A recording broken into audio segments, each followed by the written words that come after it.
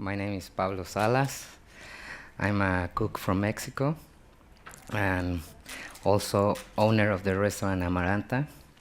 Amaranta is our restaurant because it's a family restaurant.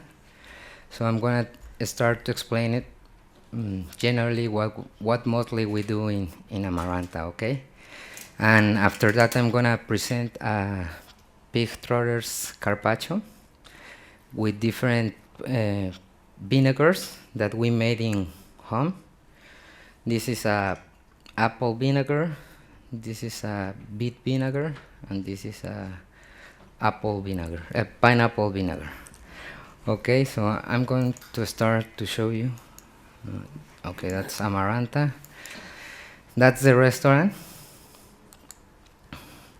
Amaranta is located in Toluca, capital city of the state of Mexico.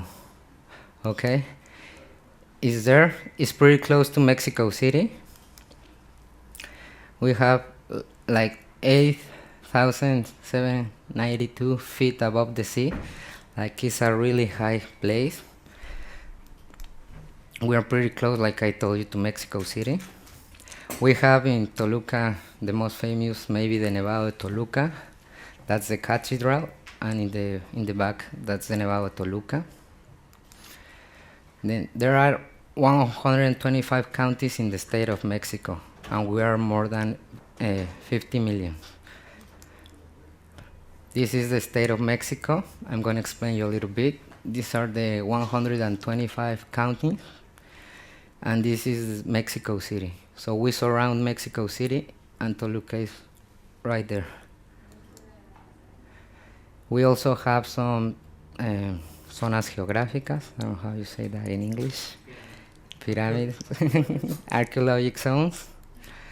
The most important ethnic groups are Matlacincas, Mazahua, Nahua, Otomí, and Tláhuac.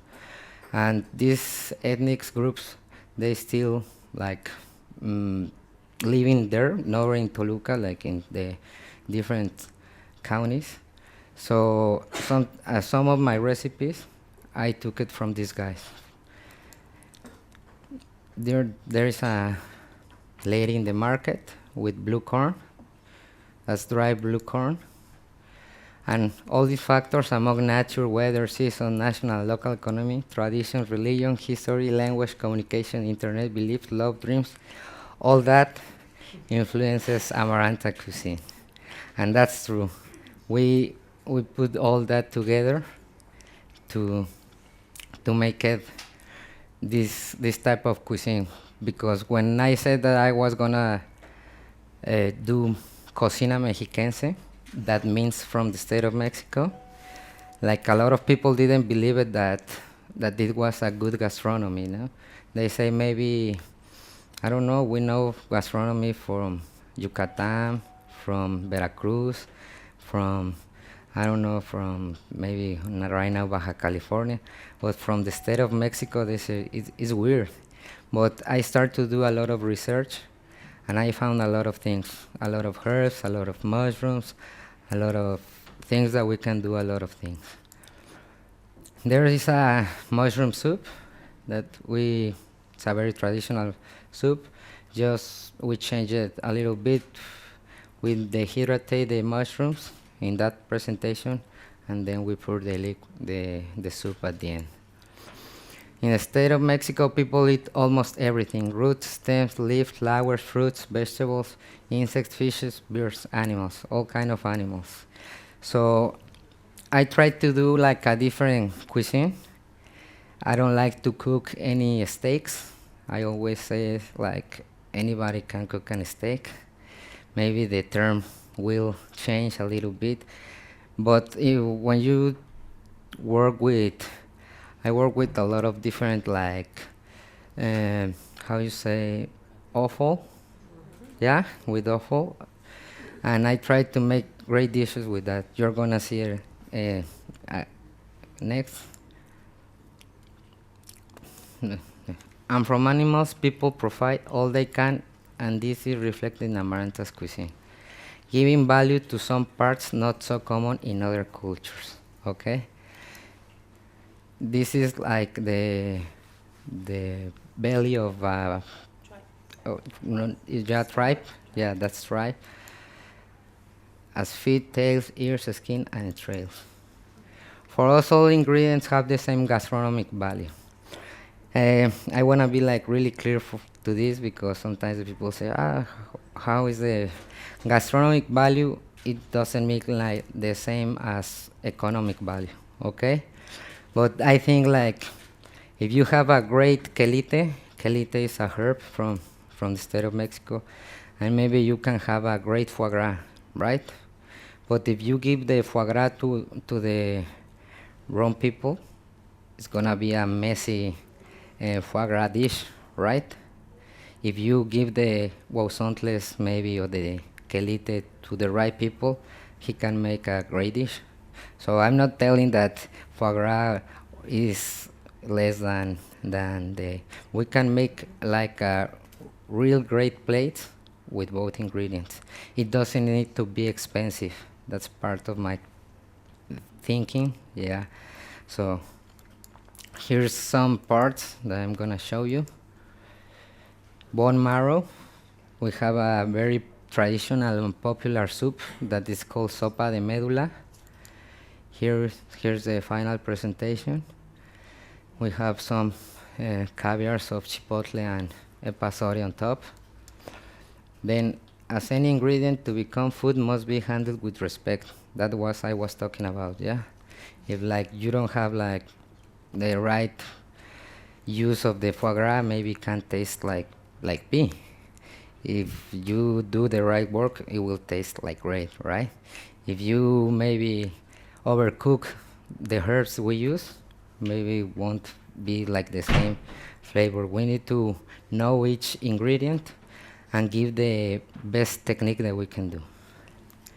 These are sweetbreads, mollejas. We serve sweetbreads. That's the final presentation. We also we investigation, inspiration, irony to achieve a great dish. All right. That's carb roe. We don't have a lot of fishes in the state of Mexico. We don't have a sea, so we use the fishes from the sweet water. So this is carb roe.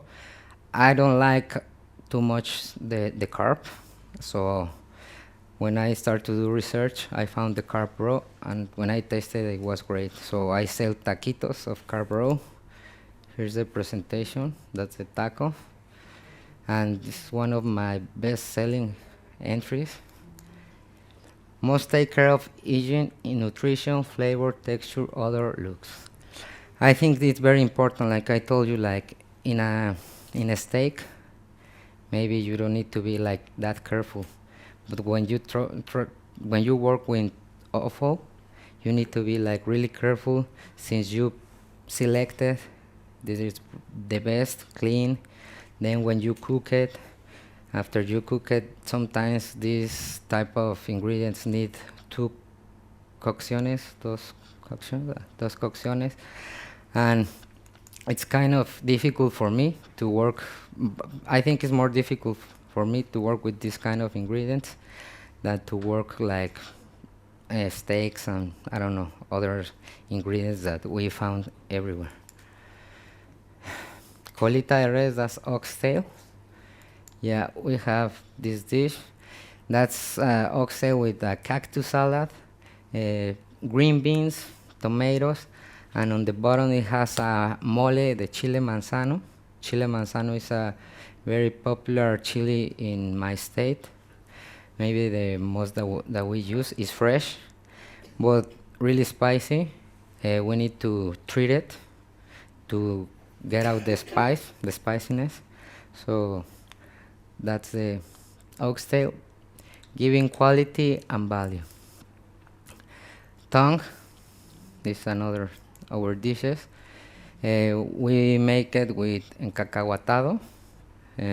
Right now we're serving it with sweet potato puree, smoked sweet potato puree.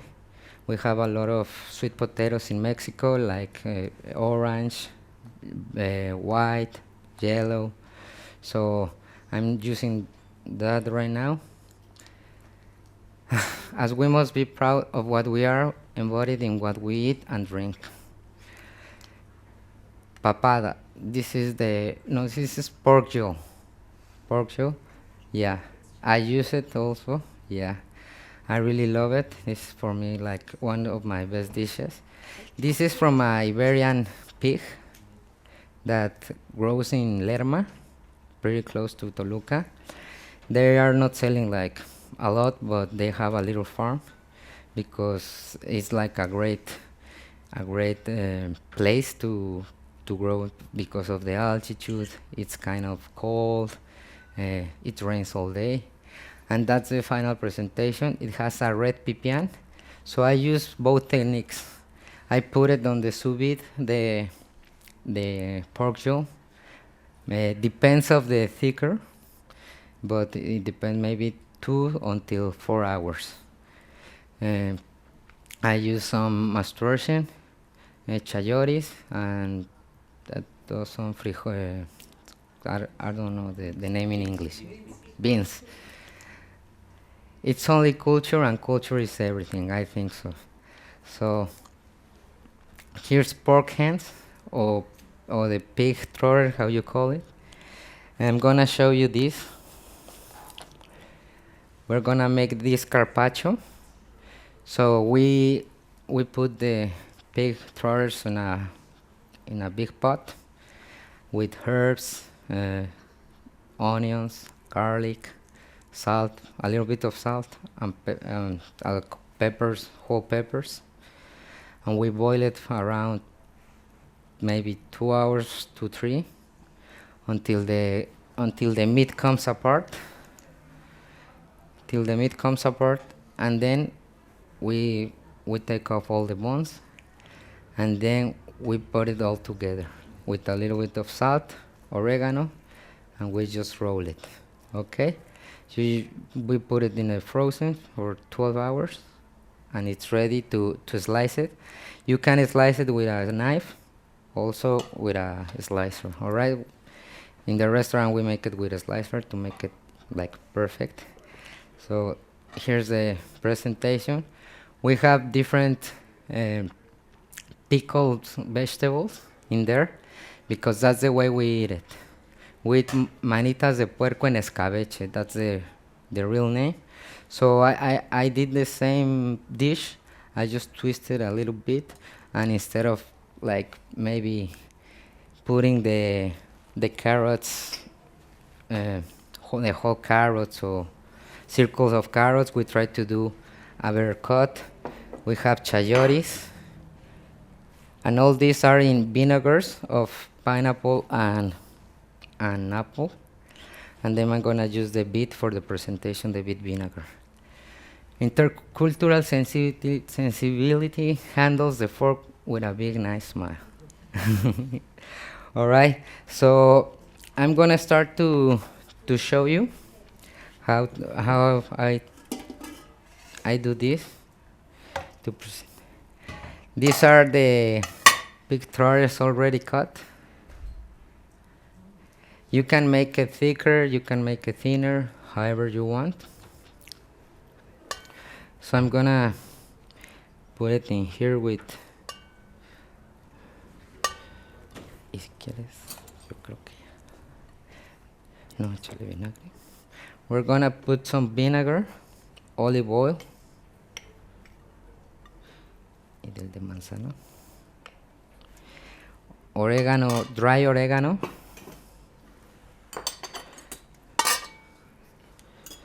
and this you don't need to put anything because of the collagen. It pairs together.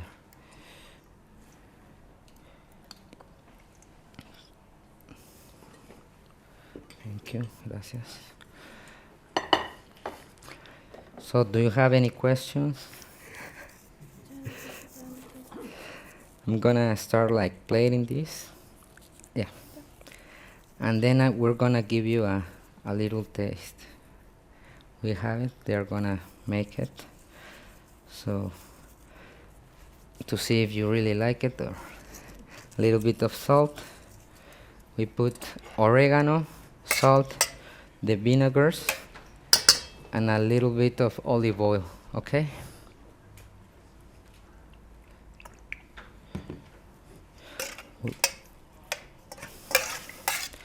Gonna mix it together.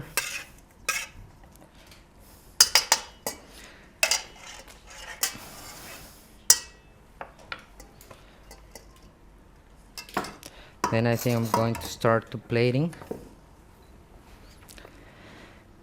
We serve this with this traditional blue corn tortilla. It's not tortilla, it's blue corn.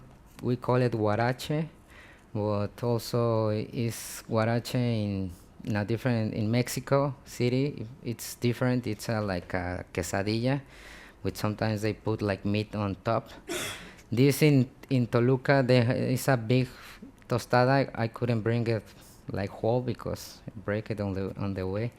So they put beans, then they put a cactus salad with tomato, onion, cilantro, and then they put a little bit of chile d'arbol sauce. All right. So I'm going to start to plate this.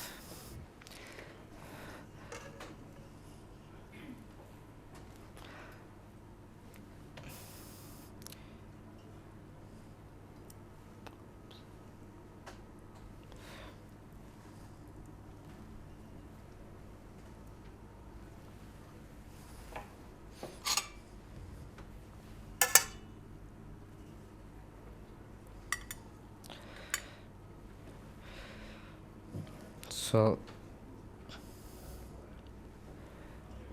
do you have any questions?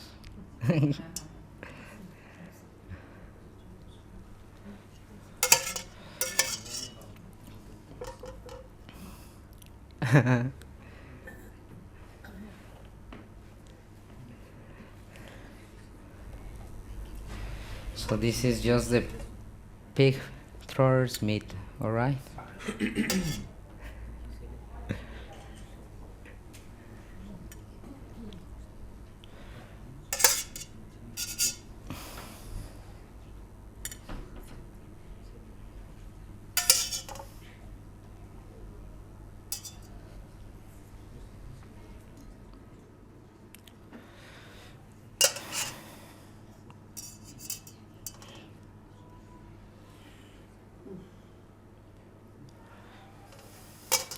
So we put the pig trotters on the plate.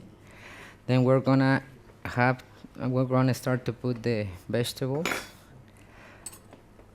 I have here the chayotes. They're already pickled in these two vinegars because I don't want like to dye it, the get color, all right? So I put this.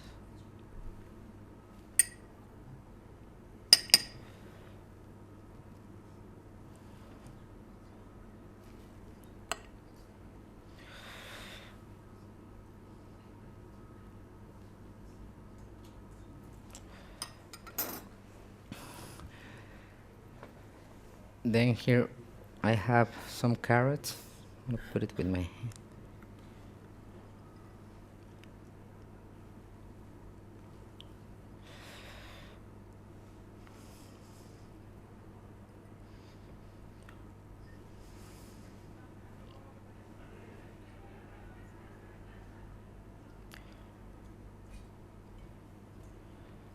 A little bit more of carrots. Then we're gonna put the red cabbage. They usually use white cabbage, so we have different ingredients, so we can make it different colors. So I use this red cabbage, and when you pickle it, it gets like more intensive, the color.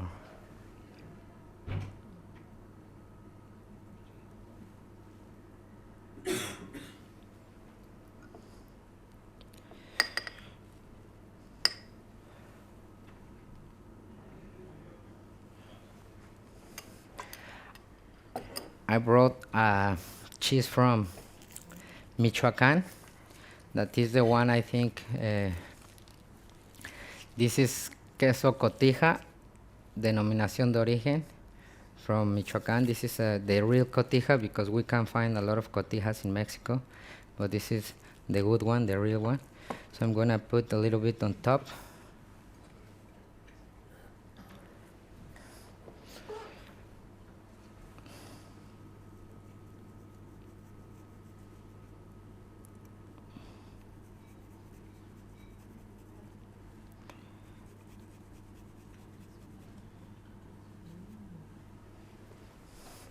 It's a strong cheese, so I'm gonna give you a little taste also of the cheese. And finally, I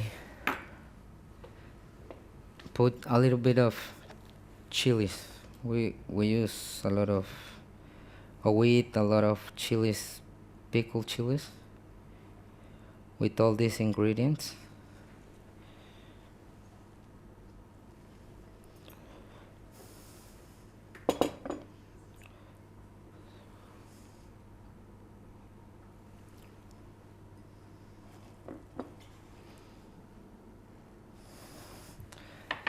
Then I'm gonna start to put a little bit of both vinegars, the pineapple and the apple vinegar.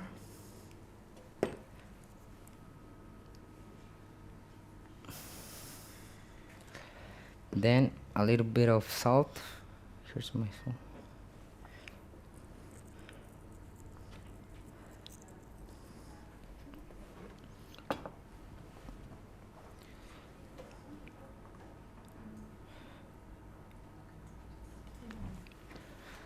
And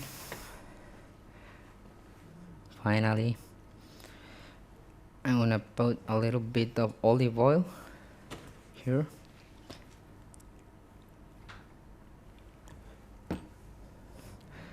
And a little bit of vinegar of beets. All right. So this is a pig trotters carpaccio. I don't know where to put it. And this is like how we work in Amaranta. Like we try to give a little switch of the things, but respecting like the traditions and the costumes and the culture. With all respect, I just put some vinegars that maybe is the difference, vinegars that we made, but all comes like in the traditional plate. They have the pig trotters, the carrot, the cabbage, the chayote. They don't put it in pickle, but I really like to use it because I also like to use the things that people normally don't use.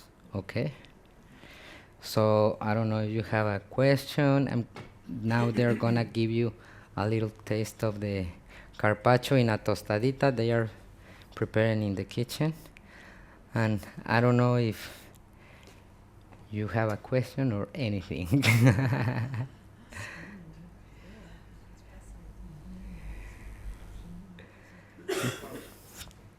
The only thing I want to say is, from all the chats and all what we've been seeing all day, I think, particularly because I know the cuisine from Toluca and the ingredients, I think what you are doing with all this, bringing all this passion, it's more than authentic cuisine. That is what a real chef has to do. So I want to thank you and congratulate you. No, I think that you're bringing your roots. Yeah, those are my roots, and that's what I'm making in Amaranta. I'm not trying to change, and I'm really proud of that, because I think we have great ingredients. We just have to give them the value, right?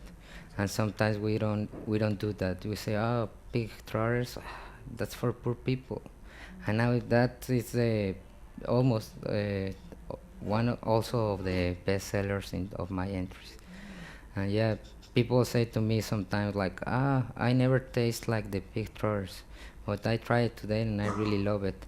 And I think that's our job as a chef, like to if it doesn't look as good like this, like the big trotter, maybe to think a little bit, change it, and so the people can maybe give a chance to try it, and maybe they get a surprise. So let's wait for 2 minutes, and I think I'm gonna give you the taste of the tostada. Another question?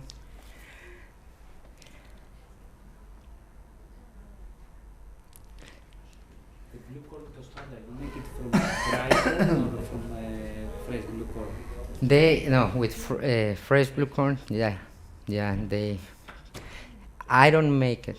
I won't lie. Yeah, I buy it to the people who make it. It's a really hard work to make it, and sometimes we don't uh, appreciate that or give them the value. Right now, there's the tostada of.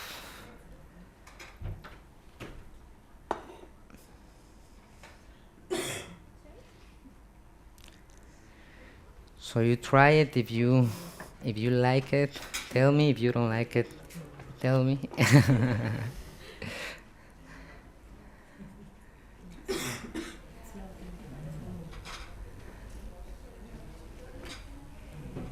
See? Thank you. Yeah, I love vinegars also.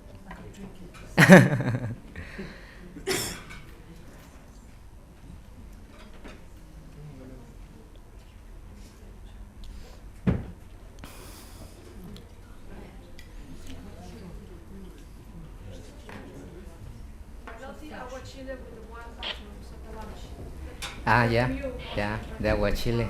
You like it? Yeah, and that's another plate. I just serve a lunch, and I serve wild mushrooms aguachile. So, yeah, so I try to do these ingredients. I don't have fish, but I have a lot of mushrooms, and this works as well as a fish. So I did it that way, and it's working in Amaranta.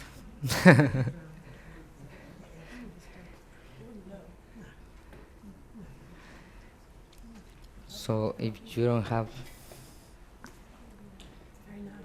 nice, thank you very much. Thanks. How do you make your aguachile? How make the aguachile? The traditional way is to make agua.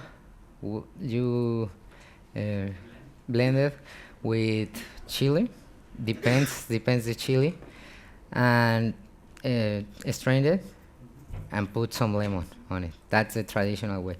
But I do it with tomatoes, raw tomatoes, a little bit of onion. Then I put some vinegar, lemon, uh, salt, pepper, and that's it.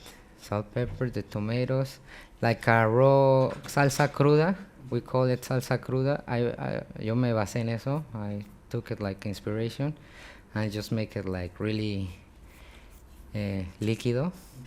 And that's it.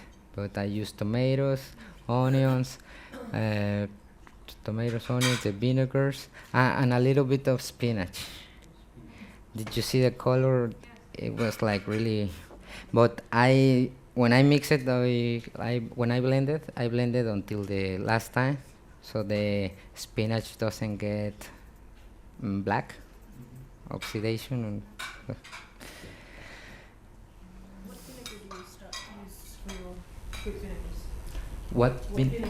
Just a plain. Yeah, to start them, yeah, white vinegar is the best. Yeah, white vinegar, water, and I add to this piloncillo. You don't know the piloncillo? Let me. Yes, like the brown Corn sugar. like molasses. That Right. pack sugar. We blend it with a little bit of the water and put in dirt, so it gets a little bit sweet. I've Yeah. made black vinegar. It's really nice. How you make it? Similar with water and vinegar. Just heat it up. Just not quite boiling. Okay. And then it cool. Oh. And then let it rest. Yeah. Exactly. Aye. I've left being able to cool it off.